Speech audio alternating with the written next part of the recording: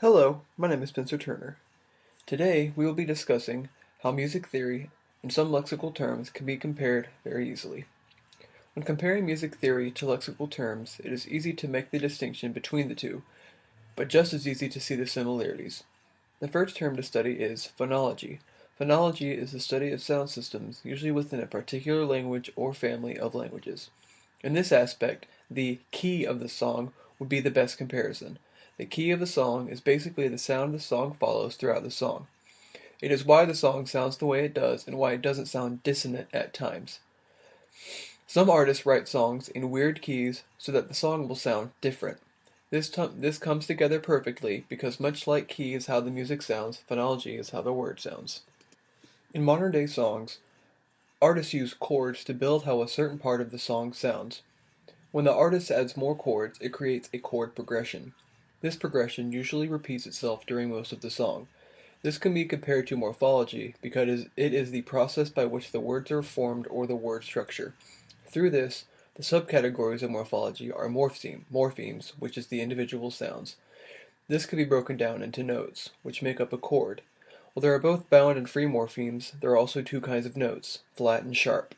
A pound sign represents the sharp note, and the flat note is represented with a lowercase b. We covered earlier that every song usually has a consistent key. Within that key, there is a series of notes called a scale. This can be compared to syntax because it is the systematic ways in which words combine to create a well-formed phrase, clause, and sentence. The scale is the notes in the key that are played. There are 8 notes in a scale, and there can be sharps or flats in the scale. The song has to follow this key so that it sounds natural and systematic. Without the scale set into place, a lot of the song wouldn't make sense. The scale also sets the basic structure for what notes can be in each chord that would eventually make up the chord progression. When musicians write a song, they usually have a subject in mind they are writing about. Without this subject, the song would have no structure. The same can be said with semantics. Semantics is the study of meaning in language. When you listen to a song on the radio, you can sometimes grasp what the artist meant when they wrote it.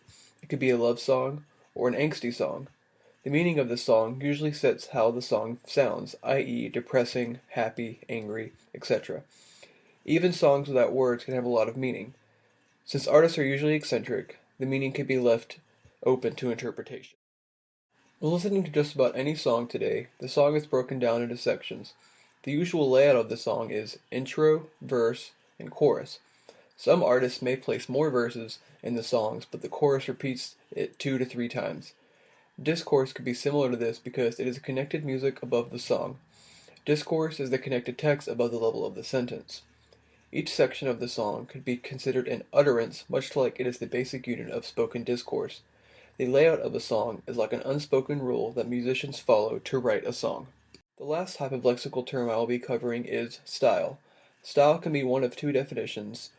It can be the use of supposedly good or correct English, or specific type of speech, for instance, formal speech, colloquial speech, academic speech, or gossip. Style can be compared in music theory as the genre of the song. Chances are you have a favorite genre of music you listen to, such as rock, rap, pop, or punk. There are hundreds of types of genres out there, just like there could be hundreds of types of styles for speech. Everyone has their own opinion about their favorite music, just like how everyone has their own opinions about what is good or proper English. It all depends how you were raised or how you were taught English. In this way, what kind of music you like depends on a lot of different things, such as how you were raised and what you listen to most often. In this video, I have compared 6 different music theory concepts to some lexical terms.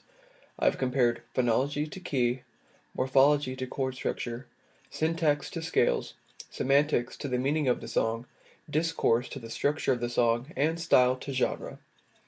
I hope you enjoyed this, and I hope I have shed some light on some of these lexical terms for you.